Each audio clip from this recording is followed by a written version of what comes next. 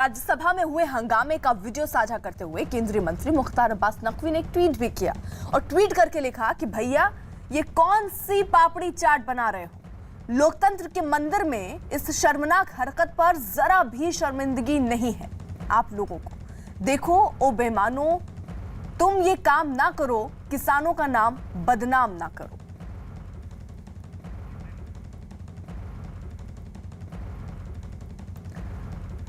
अमित पांडे हमारे साथ हमारे सहयोगी जुड़ चुके हैं, उनके पास भी कोई अपडेट है, जल्दी से रुक कर लेते हैं।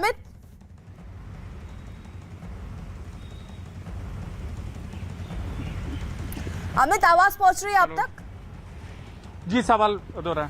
क्या अपडेट अमित, किस तरीके से कार्रवाई क्या हो सकती है, कितने लोग हैं जिन पर कार्रवाई हो सकती है, क्या अपडेट? और इस बैठक को लेकर भी कोई अपडेट चल रही हो तो जरा बताइएगा। देखिए ये 3 से 4 सांसद हैं जो कार्रवाई के घेरे में है और इस बाबत अहम बैठक हो रही है। संसदीय जो राज्यसभा के वरिष्ठ नेता वो भी शामिल है इसमें, और इसमें कोई दो राय नहीं कि जो पूरी का पूरा जो कल व्यवहार हुआ वो अमर्यादित था। ऐसा संसदीय प्रक्रिया में नहीं होना चाहिए। तो हम ये उम्मीद कर सकते हैं कि या तो इनको सदन के बाकी सत्र के लिए निलंबित किया जा सकता है या फिर इनको सख्त लहजे में वार्निंग दी जा सकती है, लेकिन सख्त कार्रवाई होगी इस बात की पूरी संभावना है। और इसलिए जो बैठकों का सिलसिला है लगातार जारी है। इस बाबत संसदीय कार्य मंत्रालय मंत्री भी उस बैठक में शामिल हो चुके हैं और इसके अलावा अन्य वरिष्ठ नेता भी इस बैठक में शामिल है। आप रहिए जरा साथ में। देखिए राज्यसभा में हंगामे पर जेडीयू नेता केसी त्यागी ने क्या कहा, सुनिए।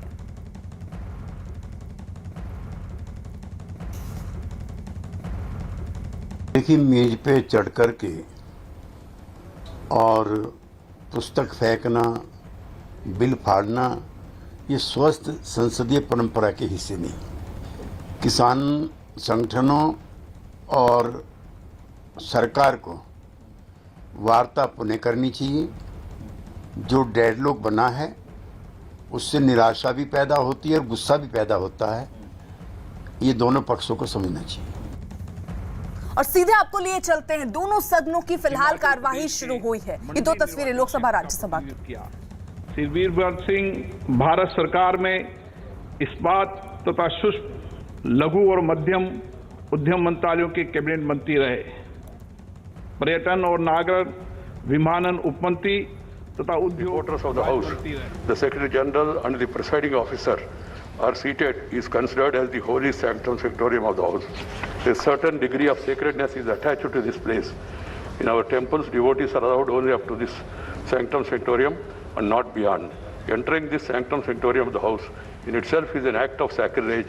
It has been happening as a routine for some time. I am distressed by the way this sacredness was destroyed yesterday. When some members sat on the table, some others climbed on the table of the House, perhaps to be more visible in such acts of sacrilege. I have no words to convey my anguish and to condemn such acts. As I spent a sleepless night,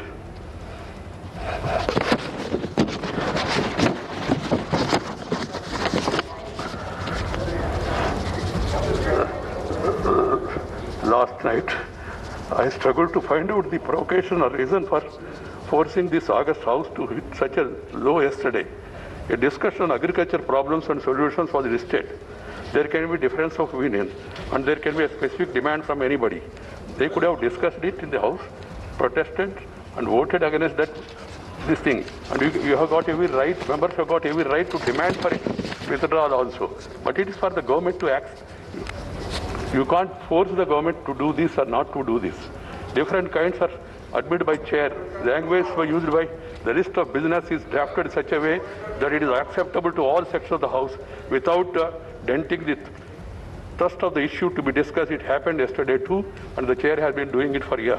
I find it difficult to understand as to why the subject was listed in the list of business for yesterday would have prevented any member to raise any issue concerning the farm sector, including 3 farm bills that some members were keen to raise in the House and even demanding their withdrawal.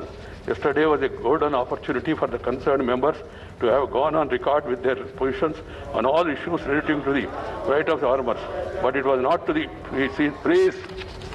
please have the decency at least, as the chair is saying something, at least to hear it. You may not agree, that's a different matter. The positions on all issues to the right of farmers, but it was not to be, as the sole intention seems to be, not to allow the House to function. Sir, 35 bills have been passed. Right at the start of the proceedings of the House yesterday, I have cautioned them not to take up the listed discussion on farm sector. And then, what is worrisome, some members of the House have shot the sad moments of sacrilege in the House yesterday and posted it on the social media. By doing so, they only ended up showing the people to the extent which this August House can degenerate to the newfound competitiveness and aggressive disruption by some sectors. I was very sad. I am deeply anguished, and also the nation also is anguished. As the chairman of the House, I am sacred to visualize the implications and consequences of such competitive acts of sacrilege in our temples of democracy. I earnestly appeal to the collective conscience of this House to seriously reflect on what happened yesterday, to explore the remedies. If any failure to do would certainly amount to a setback to our parliamentary democracy, to make it irrelevant, I would like to remind all of you that we begin to celebrate 75 years of our independence in a few days from now. The choice before each one of you is very clear. Either to be best parliamentarian or the worst disruptor. The choice is yours. And I am told that some people have complained about not showing this in the Rajya Sabha. I don't know why Rajya Sabha TV is not showing. This also can be shown. I have no problem. I don't want to run the House like this. I am adjourning the House to meet at 12 a.m.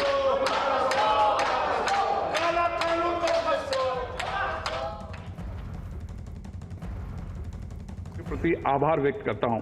मैं इस अवसर पर सभा को प्रदान की समर्पित और त्वरित सेवा के लिए महासचिव और लोकसभा सचिवालय के अधिकारियों और कर्मचारियों की सराहना करता हूं। मैं आप सभी की ओर से प्रेस और मीडिया के मित्रों को भी धन्यवाद देता हूं। मैं सभा की कार्रवाई संचालित संबंधित एजेंसियों को उनके तो फिलहाल जिस तरीके से देखिए राज्यसभा की कार्रवाई फिर रोकी गई है, स्थगित की गई है, आपको बता दें, और भावुक भी हुए विक्रांत। जब वेंकैया नायडू वहां पर बोल रहे थे सभापति, तो भावुक हुए। विपक्ष के अंदर इतना भी पेशेंस नहीं था कि जब अध्यक्ष बोल रहे, सभापति बोल रहे हैं, तो उनको कम से कम सुन लिया जाए। उस समय भी हंगामा करते हुए और नारेबाजी करते हुए विपक्ष के जो नेता है वो नजर आए। देखिए, बिल्कुल वेंकैया नायडू ना केवल भावुक हुए बल्कि उन्होंने कहा कि विपक्ष का व्यवहार बेहद खराब था और जिसकी वो निंदा करते हैं और संसद की गरिमा का ख्याल ना रखना रोज का काम हो गया है। और वो काफी भावुक भी दिखाई दिए। और उस समय क्योंकि जिस तरीके का कल व्यवहार हुआ था वो निश्चित तौर पर किसी भी सभापति के लिए, किसी भी सभा के अध्यक्ष के लिए काफी चिंता करने वाला विषय है, क्योंकि वो लगातार ये आग्रह कर रहे थे, अनुरोध कर रहे थे तमाम सांसदों से कि शांति बनाए रखिए, सदन चलने दीजिए। लेकिन वेंकैया नायडू आज जब बोल रहे थे तो वो भावुक हुए। उन्होंने कहा कि सदन में जिस तरीके का व्यवहार हुआ वो निंदा के काबिल था। और जिस समय वो अपनी बात कह रहे थे उस दौरान भी विपक्ष के सांसदों ने हंगामा शुरू कर दिया, नारेबाजी शुरू कर दी। और वेंकैया नायडू का यह कहना कि जिस समय किसानों के मुद्दे पर चर्चा होनी थी तब भी वो हंगामा रहा। तो निश्चित तौर पर आज भी जिस तरीके के विपक्ष के तेवर हैं वो ये साफ दिखाते हैं कि कल जो कुछ भी हुआ उस पर विपक्ष को कोई अफसोस नहीं है और उनकी वही रणनीति आज भी चल रही है। जिस तरीके से कल जो हंगामा हुआ था उसी तरीके से वो उसे आगे बढ़ा रहे हैं। और कल की घटना पर यह उम्मीद की जा रही थी, ये सोचा जा रहा था कि हो सकता है कि किसी को उस पर घटना पर अफसोस हो, क्योंकि संसद के भीतर संसद चल रही है और टेबल पर चढ़ जाना, सांसदों का नारेबाजी करना, कागज उछालना। लेकिन आज भी विपक्ष के सांसद जब सभापति अपना बात बोल रहे थे उस समय भी लगातार हंगामा करना शुरू कर दिया। बता दें, राज्यसभा को देखिए स्थगित किया गया, वहीं लोकसभा को भी स्थगित